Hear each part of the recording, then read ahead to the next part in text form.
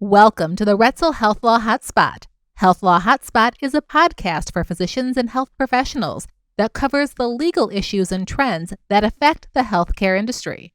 Hi, everyone. Welcome to the Health Law Hotspot. I'm Ericka Adler, shareholder and leader of the healthcare practice at Retzel and Andrus. And today I'm joined by Craig Castelli, who's founder and CEO of Caber Hill Advisors.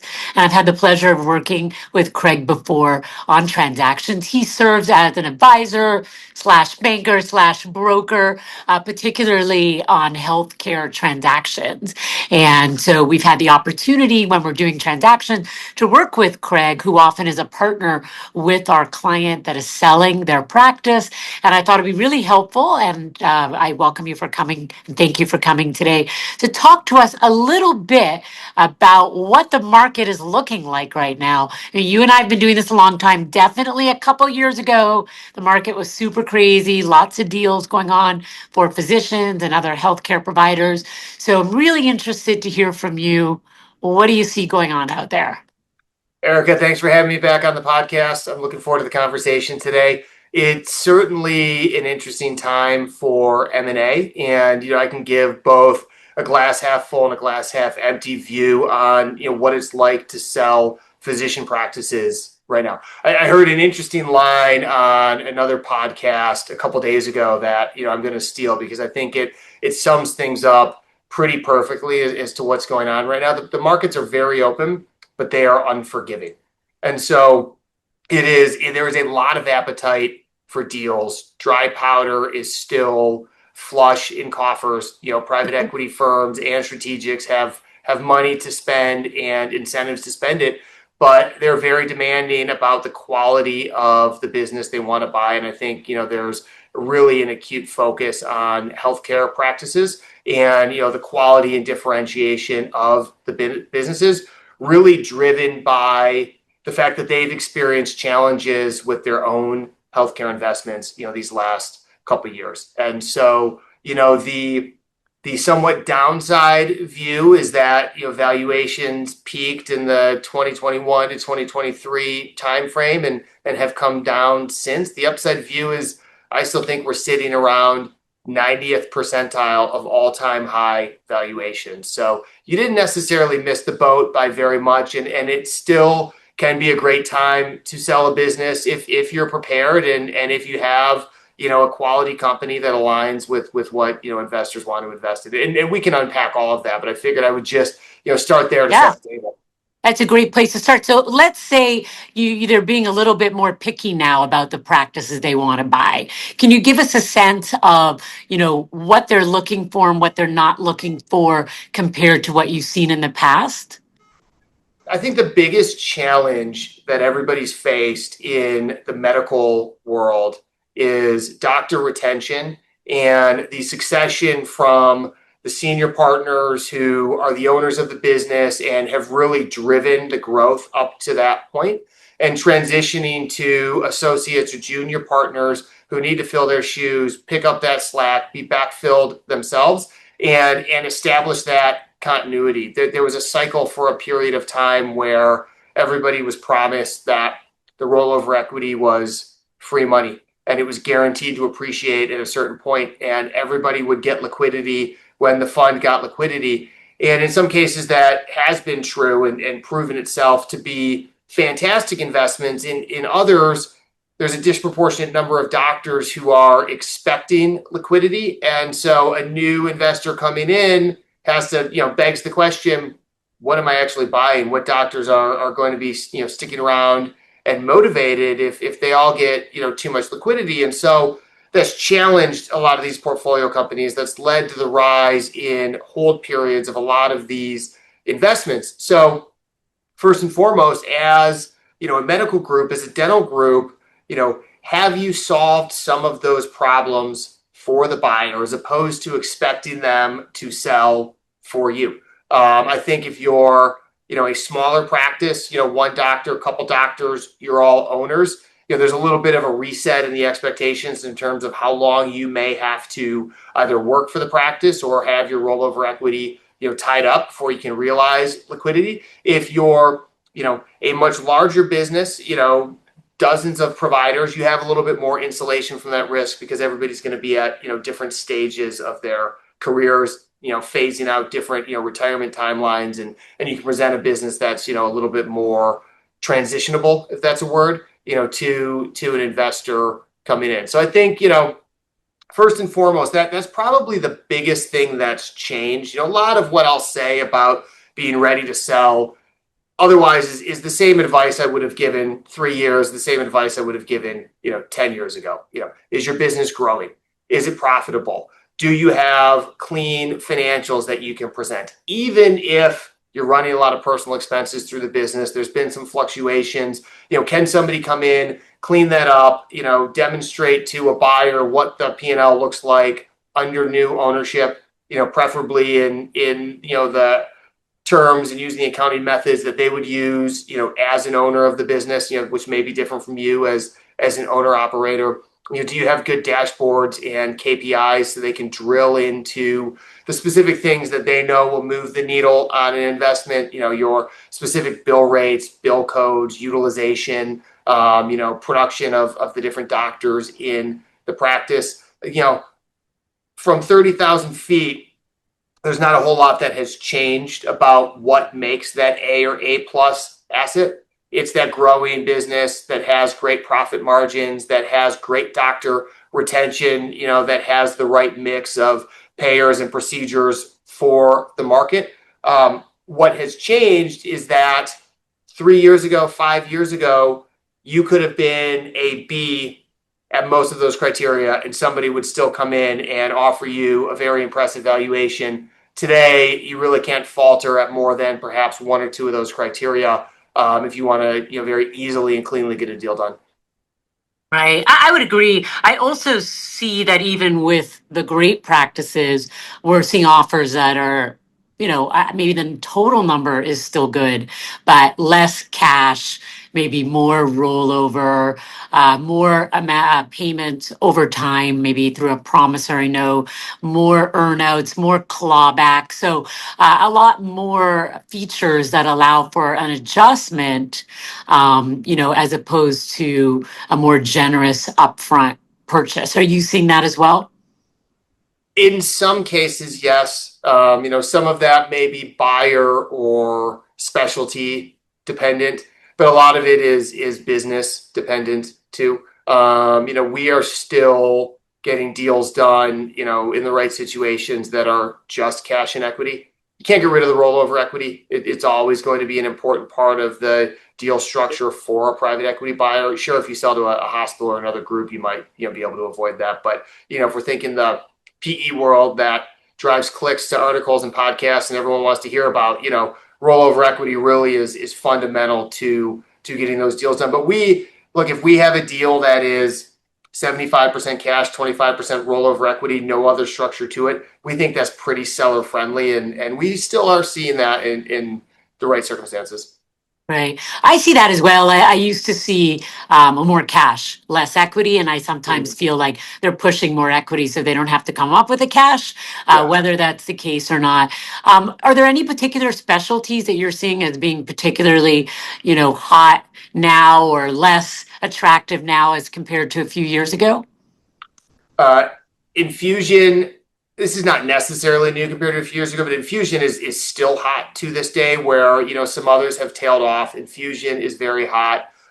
Anything around pediatric services, whether, we're seeing roll-ups in traditional pediatric medicine in the last couple of years, newly formed platforms, pediatric dentistry, especially when combined with orthodontics, is probably the hottest space within overall dentistry. Getting into, behavioral health. There's been massive attention turned to, various, behavioral health services geared towards pediatrics. That area especially has a severe shortage of providers, other than the Northeast and the Mid-Atlantic. You just don't have enough child and adolescent psychiatrists practicing in any other markets of the country, let alone other, services. And so, that's an area where, there's opportunity across, the value chain. Med spa is another new one. Med spa getting into the various wellness and longevity services. So we started to see the med spa roll-ups coming out of the pandemic, probably let's call it 2022 was when we really started to see the heat increase around that space.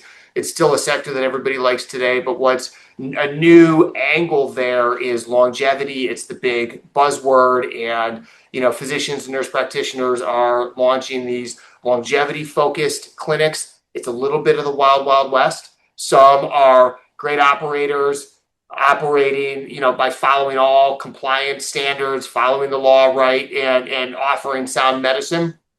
Others, not so much. I won't get into procedures or drugs or anything like that, but I know what my doctor would say is good and what my doctor would say, don't ever, try that. Yet you can find somebody who's willing to write you a script for it or sell it to you over the counter, in some of these clinics too. And so, there's some of that to be sorted out, but, I think the winners in that space, I don't think that's a category that's going away. I don't think that's a concept that people our generation will stop paying attention to. And so, I think there's a lot of business to be built in that category. Yeah, I would agree. And that's a very highly regulated area. A lot of people aren't doing it correctly. As hopefully, some of that will kind of get corrected as we go along.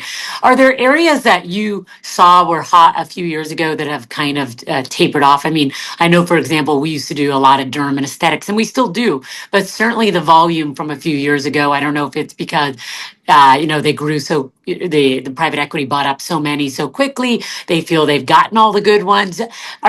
Do you agree with that? And are there other areas that you've seen drop off as well?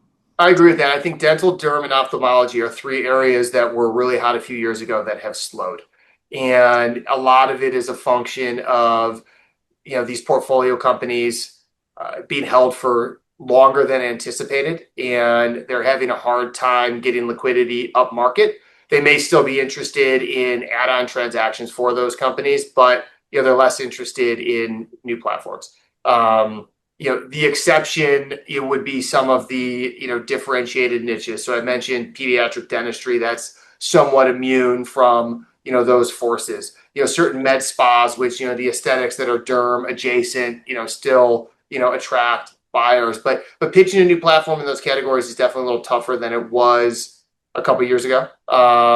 We did a deal in February that, unfortunately we're not allowed to talk about, but it was in the dental space. It was a very, very differentiated niche within dental. And because of this differentiation, there were literally two businesses at scale in the country doing what they do. All of what I just said was ignored and didn't apply to this deal. There was a ton of interest. It was a great multiple. It was a very clean transaction structure.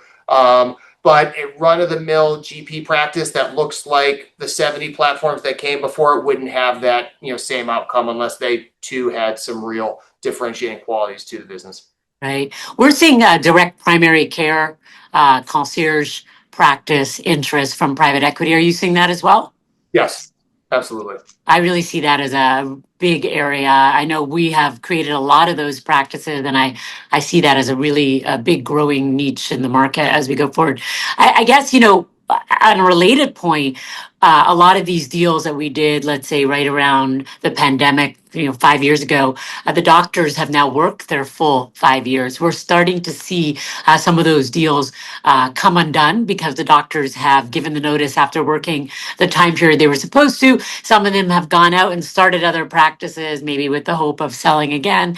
Are you seeing any of the deals that you did start to come apart, or are you mostly seeing that people are happy and continuing on even beyond that commitment period? So when you say come apart, are these doctors buying their practices back, or the episodes being dissolved, or the doctors are just moving on and doing something different with their lives? We've seen doctors buy their practices back. We've seen them give notice where there was someone else to take over. And we've seen them give notice where they were unable to find someone, but the doctor had satisfied their obligation. In some cases, maybe an office had to close, etc. So we're seeing kind of the some have planned well, some haven't planned well in terms of the buyer for what would happen at the end of that time period. But it's interesting because the volume was so high between that time period that you mentioned, we're really seeing a lot of them kind of come to fruition at the same time, right? Yeah. So I'm just curious whether you're seeing any of that at all. I think we're seeing more of the satisfaction of the employment agreement and the ability to, resign, retire from the practice, move on, do something else. Obviously, may still be governed by some level of an employment non-compete, but they have satisfied all the requirements so that their equity is hard and they don't, forego any of that. And it becomes the buyer's problem at that point to deal with the succession. The only times we've seen, kind of wholesale divestiture, of practices are in the bankruptcy situations where, lenders have had to come in and repossess the businesses. And then ultimately, they tend to end up breaking them up, whether they're selling them off in regions to different groups or selling them back to, doctors at a discount typically. And that's certainly the minority of cases, but it is happening. And I think it comes back to this same topic of they wouldn't have to do that if they have that doctor continuity, puzzle solved. Right. I think it's kind of an exciting time because all these entrepreneurs that sold their practice, a lot of them, not all for sure, but some of them are going out and starting new practices. So it'll be interesting to see whether we have a new wave of practices getting sold in a couple of years. If you're a doctor entrepreneur, you have been able to make hay in this, these last 2 years. If you've had good, even just bank financing and a little bit of a risk tolerance to go out there and buy practices, you're filling a void that a lot of the DSOs and MSOs have not filled as fully these last couple of years. And we've seen some of the doctor groups, doctor-owned groups grow pretty considerably. And you're right, they will become, they're not growing for any reason other than to build something to sell down the line. In most cases, there are always a few exceptions, but in most cases. And so I do think we're going to see a new wave of this generation selling their practices at some point in the future. Definitely. So one last question I wanted to ask you. A lot of doctors, find in a very organic way buyers for their practices. A friend sold to private equity and said, "Oh, hey, I have a buddy who does the same thing. Let me give you their name." And so I often work with groups that have already signed an LOI and are ready to do a deal. And often they lack some of the support that they may need, because getting a deal done requires more than just a lawyer. A lawyer does legal work. A lawyer doesn't do the financial and some of that background type work, or at least most of us don't.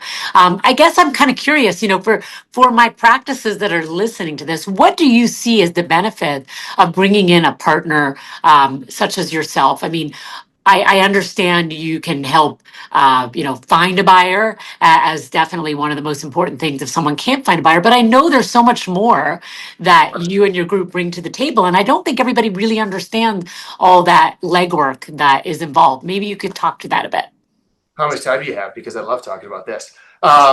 It's not hard to find a buyer, especially today. And there's always an assumption that most of the value we bring is simply identification of the buyer. And that's very important. It's a crucial part of the step. And, we have employees on our team who spend the bulk of their time covering the buy side, understanding who relevant buyers are for different types of businesses and helping to craft these buyer lists. So I don't want to downplay the fact that, access to buyer is a value that we bring. But the reality is it's so competitive for deals right now. Private equity firms and, larger acquiring organizations are devoting more and more resources to sourcing deals directly. They used to just rely on firms like ours to send them deals and they would bid on them. And that's gotten more and more competitive that they try to find the deals on their own. And they realize that they have a competitive advantage if they're in a one-to-one conversation with a business owner that, they can probably get a better deal, whether that's headline price, structure of the payment terms, structure of other aspects of the deal itself, because they've done hundreds, if not thousands, of transactions. And chances are the seller on the other side of the table has never sold a business before and certainly doesn't have access to, the vast market knowledge. They also don't have access to data on the performance of the buying entity or the private equity firm that controls the buying entity. And they probably don't have experience in, the data gathering in an organization and positioning the business for sale. So, drilling down a little bit more specifically, we love talking to people who come to us and say they have an LOI in hand. And, the first question is, do you think there's really a great fit between you and this buyer? And is your goal to get a deal done with them as long as we can validate the valuations right? Or do you not really care so much? You don't know enough about them to have that conviction, or you just want to sell to the highest bidder, whomever, that may be. That then sets us on a path. Either way, we're digging into their financials, we're digging into their, business data, their clinic level data, and determining what we think the market should pay for a business like that, what we think the structure of the deal should be, and who the best buyers are. We also spend that time getting to know the owner, the partners, the culture of the practice, overall dynamics, because that also helps tell us, okay, buyer A versus buyer B, who will you feel better, partnering with for these next 5 years? Where is the cultural alignment? Where is the philosophical, alignment? Because these deals are marriages; they're not divorces. You are likely working there for a number of years, and you are working with the people that you are selling to. All of that is happening before we've even had conversation number one with the buyer or buyers. Then it gets into the actual presentation and negotiation, and we can diagnose where the buyer is going to get excited, where are they going to have heartburn, what is going to cause them to attempt to potentially retrade the deal down the line. Our goal is to make sure that never happens. And we do a pretty good job of kind of working with sellers through that lengthy due diligence process once they've signed an LOI, to preserve the price and to preserve the terms, and make sure that they don't get burned, anywhere along the way. But it's also about setting their expectations accordingly, because there are going to be a lot of tough conversations that they're going to have defending their business. And if not prepared properly, not only can they, perhaps not answer the questions to the best of their ability, but they also take offense at things that they really shouldn't take offense to. Somebody is about to spend, millions, if not tens or hundreds of millions of dollars to buy your business. They should have the right to ask you some tough questions and see how you answer it. So, it's that holistic view, but, we have the stats to back up, that this works. I can tell you a story of a doctor who came to us after a couple false starts trying to sell his business on his own. He was approached by an independent sponsor, offered him $19 or $20 million for the business. He thought that was a great price. Sponsor couldn't get financing. Asked his attorney to introduce him to a couple, PE funds that the attorney knew pretty well. Had a couple conversations, got the bids up to $30 or $32 million. Thought he was doing great, master negotiator. They ended up passing for, one reason or another, and withdrew their bids. And then, finally decided, okay, I need to hire an investment banker. We got connected. We ran the process. We sold the business for $60 million. Wow. It was the same business. It had grown a little bit. It certainly hadn't doubled or tripled in size, but it was a function, of, he had a great business that somebody should pay that for, with our market knowledge and the way we structured the process, and the way we worked together hand in glove with the various service providers. We brought in a great Q of E team. He had a great legal team, and Ericka, you and I have had this experience together too. Once we get into really the deep stages of the deal, there are going to be issues that arise that are not binary. This is either a legal issue or this is a business issue. Sometimes they're both, and we have to figure out, okay, you tackle these topics with the other side's counsel, I'll tackle these topics with the PE partner or the CEO, and having those multi-level relationships that we've built through the course of the deal, or potentially in our case with some of the funds we work with, built over years, allows us to really fast track the resolution of those issues without building up any resentment or hard feelings over what at the end of the day is just a very difficult business negotiation. So it's not one reason, it's many reasons why I think we play a very valuable role in this deal ecosystem. It's very tempting to say, hey, I know a buyer, I can save a few bucks, but you could also probably cut your own hair. Is that really a good decision? I agree. And I think sometimes clients assume that lawyers can play a much bigger role than they can or they should, right? I think it's important for lawyers to stay somewhat in our lane. I don't give financial advice. I shouldn't be reviewing someone's financials, or they shouldn't be relying on my review of any financials, right? That's not my role, my expertise. That's not what I'm licensed to do. Also, I can only talk with other lawyers, right? I can't talk with their business people. And a lot of the deal gets done, a lot of the issues get worked out with the non-legal people. You can have those discussions. I cannot have those discussions. So it is kind of a split process, which is why, and I think we've had this conversation before, surrounding yourself with a good team is so important, right? You've got your legal team, you've got potentially your tax planning, your financial team, you've got your deal team with someone like you. So I think, knowing who your team is and knowing the role they play and letting them kind of help you together really gets the best result at the end of the day. So yeah, absolutely. And that's one piece of advice I would give to any of the practice owners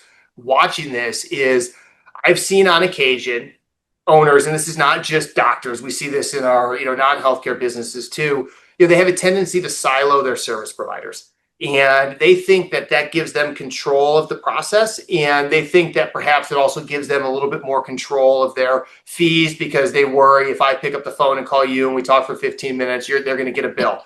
And maybe they will, and they probably should, because that may have been 15 minutes that saved 2 hours of work down the line. And so having us in sync from day one on the deal is really going to lead to, a much, much better outcome, because then when we get into those latter stages again, you and I might have 22-minute phone calls in a single day as we're hashing out the final issues. And one of my associates, the same with one of your associates, and we're going to close the deal 3 weeks faster, more closer or at or above the terms that we originally expected, because we're in sync like that.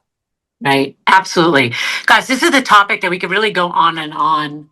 I mean, it's a huge topic, and these issues come up repeatedly. What I'm hoping is that some of the practices that are listening to this will feel free to reach out to you or me with any questions that they have. If they're interested in what's going on in the market, if they're looking for a partner to help them do a transaction, if they just have questions about how it works, right? The idea is that their information is out there. They don't have to guess. They don't have to Google. We can probably give them better information than AI can, right? On what it's really like and what the human element of that experience really is. So any final thoughts or questions or issues you want to bring up? This has been a lot of fun here chatting, and I'll reiterate what you just said. You can email me or call me. If you go to caberhill.com and you go to my profile page, you'll see my cell phone number and my email address right there. Email is simple. It's craig@caberhill.com. I'll take a call from anybody who owns a practice and just ask some questions about what's going on in the market. How does their business line up with what's out there? And, I think final thought is that, some of these specialties that are a little bit stuck right now from an M&A perspective, that's a temporary state. I can't predict, when they get unstuck. The market is still very open for those really, really high quality businesses. And we can have a very quick and frank discussion about whether your practice meets that criteria, or if not, what you need to do to get it there. But I think, in the next year to couple of years, I can't predict when we're going to see the pendulum swing again, where things open a little bit more and that activity picks back up. And I can't wait for that to happen. Yeah, I think you're absolutely right. And I'll be sharing your contact information as well, so they'll have it when they see this podcast. And I hope you'll reach out if you have any questions. And thanks again for joining me, Craig. I really appreciate it. This has been the Health Law Hotspot. Come see us next time, and you can see our other podcasts at ralaw.com. Thanks. We'll see you next time.